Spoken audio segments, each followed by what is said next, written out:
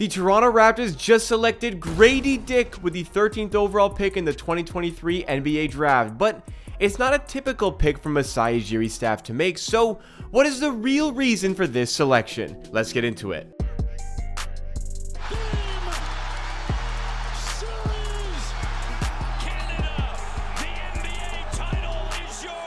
What's going on, NBA and Raptors fans? This is Amateur Hour Sports, the YouTube channel dedicated to Toronto Raptors content in videos, live streams, and shorts. If you like what you see from today's video and you want to see more content just like this all throughout the offseason, then make sure you are subscribed to the channel, help me on my road to 15,000 subs, and hit that notification bell as well so you never miss out on an episode. But we're going to go in depth on the newest member of the Toronto Raptors, Gradey Dick, who was selected by the team again with that 13th overall pick in the NBA Draft. Really, things spun out of control when Whitmore completely fell out of the lottery, when Bilal Coulibaly went 7th overall. It gave the Raptors a lot of options with the 13th overall pick. At the time, they could have selected Kobe Bufkin or even go for Whitmore, but Gradey Dick was a player that they reportedly had interest in going into the draft and were happy to see clearly fall to that 13th overall selection. So what we're going to cover in today's video exactly: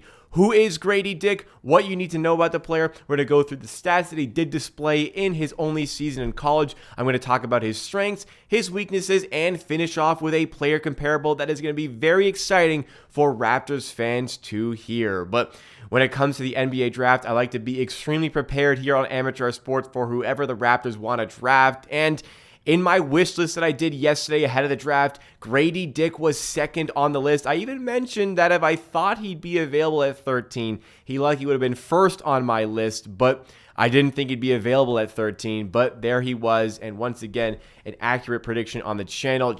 I apologize. If it wasn't for my knee ligament injury on the weekend, I would have had a full draft profile for Gradey Dick on Tuesday ahead of the draft, but we'll have to settle for this one. So, who is Gradey Dick? Well, 19-year-old freshman coming out of that season with Kansas, and he is a big shooting guard. This is very appealing for the player in this position here. He is a 6'7", sometimes listed at 6'8" shooting guard with just about a 6'9" wingspan. So the length isn't tremendous, but the size certainly in, and the player here has a really nice release as a shooter, and combining that with his height at 6'8", it makes him an absolutely deadly shooter. Gradey Dick is expected to be the best shooter to come out of this draft class, and the Raptors snapped him up in this position here. Gradey Dick was excellent in that season with Kansas, which led him to the Raptors select him with this 13th overall pick, scoring above 14 points per game, as we see here. The assists, nothing to really be looking at twice here, but it is a shooting guard at the end of the day.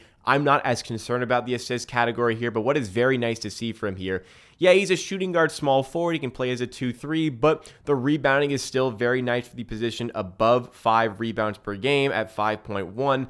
The field goal percentage isn't that big of a worry. 44.2% from the field isn't that crazy when you are shooting the bulk of your shots. In fact, more than half of your shots from three-point range. And when you see that he's shooting over 5 at three-point attempts per game and hitting them at an outrageous for college 40%, that is extremely, extremely nice to see. And just to show you that he's not an inefficient player, I added in the true shooting percentage, which is just above 58%. So an efficient player, shoots the ball really well. I just said he's the best shooter in this draft class, but make no mistake, everybody watch this video, absolutely make no mistake, this is not just a shooter. This is not just an outside threat. This is not just a sniper. Gradey Dick is far more than that. Let's get into the strengths of the player. Well, the first strength that we have on the list, the biggest draw for the player 100% is just shooting. I mean, we're not going to lie here. The best strength here is the shooting, but above just the shooting here, I mean, it's catch and shoot shooting. It's off the dribble shooting to a certain degree, whether it's a one dribble, sidestep, steps into a shot. The shooting is there consistently as well. Movement shooting, he's one of the best movement shooters in drafts. Don't think he's quite as good as Jordan Hawkins, but still an excellent movement shooter.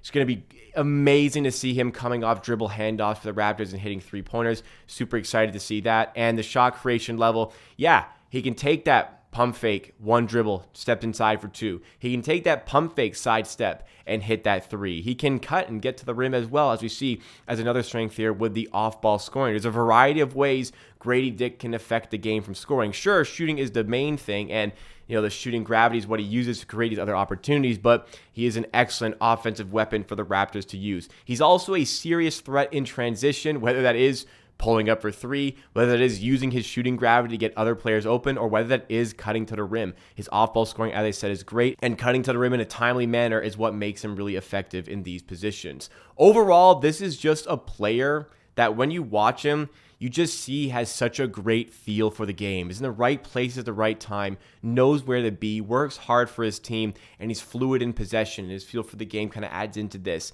Ball doesn't stay in his hands very long. Gets the ball, zips it to another player. Doesn't take too many dribbles. Doesn't want to take too many dribbles because that's just not his game. And you know what? That's not what the Raptors need right now. Absolutely not. It's not what the Raptors need right now. But he is a player that works hard for his team. He hustles. We saw the rebounding was nice, and his hustle stats in general are great. This is a player who plays with a smile on his face, is the big energy guy. I think Scotty Barnes and him are going to get along really well. I think Raptors fans are really going to fall in love with this player. On the defensive end, steady defender, especially in the point of attack areas. There are going to be some deficiencies with defense, which we'll get into in just a second here, but there are signs that the defense can improve, and he's certainly capable right now. But like I said, he does need work, which will get us into the weaknesses in this player's game.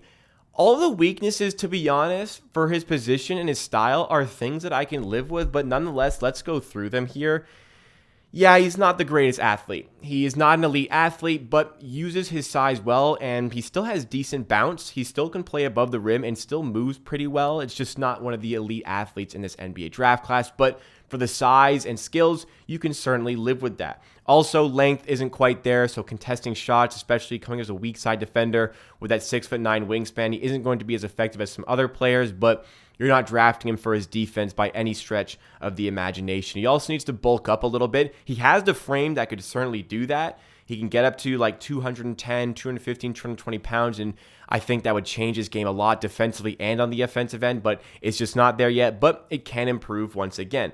Foot speed is where he really struggles defensively. He can really get beat off of players who have quick bursts. Maybe he overcommits and makes a mistake on defense and can't recover.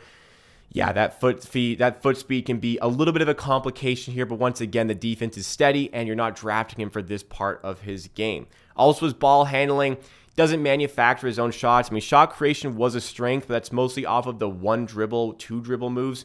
Actually finding himself a shot in the half court is going to be extremely difficult, but once again, we're not drafting him to be that sort of player, so it's completely fine if this is a weakness. And finishing off here, the contested finishing needs a little bit of work.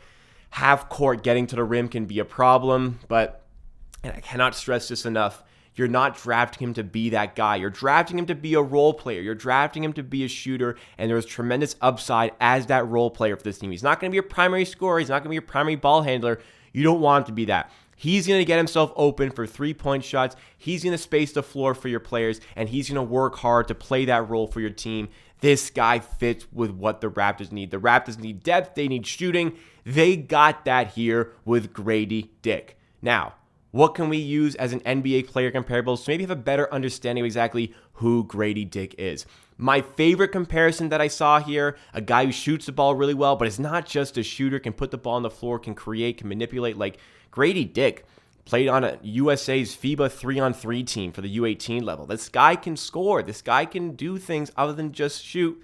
And a player who fits that as well is Gordon Hayward, especially pre-injury Gordon Hayward. What a dynamic player this was for the Utah Jazz. A great shooter, but can put the ball on the floor a little bit. Is nice and fluid with his teammates, plays his role really well. And if this is the type of upside we can expect, we have a great player here. Another player comparable that I like is Tyler Hero with a little bit less athleticism and a little bit less ball handling, but just somebody who can shoot and find his three-ball game on multiple levels, whether it is off-ball, whether it is on-ball creation, whether it is catch-and-shoot opportunities, but can put the ball on the floor a little bit and play make for his teammates and be a part of the team. I like these player comparables, and to get anything like this out of Gradey Dick, it is going to be successful position, especially with the height that he possesses. So the real reason we got him here, the Raptors, they need shooting and they need depth. They got that with this player. It's not your typical Masai Ujiri pick, going for the athletic, raw, two-way sort of player. This is not a two-way player, but the Raptors have finally recognized their need for shooting here, their desperate need for shooting, and Gradey Dick is going to fit right into this team, and this is an outstanding pick. As I showed in my wish list yesterday for yesterday's video, I mean, he was second on my list. And of the players that were available at 13th overall, he was first because Cason Wallace went 10th overall and got traded to the Oklahoma City Thunder. So I am very, very pleased with this pick. I'm very, very happy with this pick. Now we need to see what this means for the Raptors. I mean, doesn't look like Gradey Dick is going to be starting, especially with Gary Trent returning.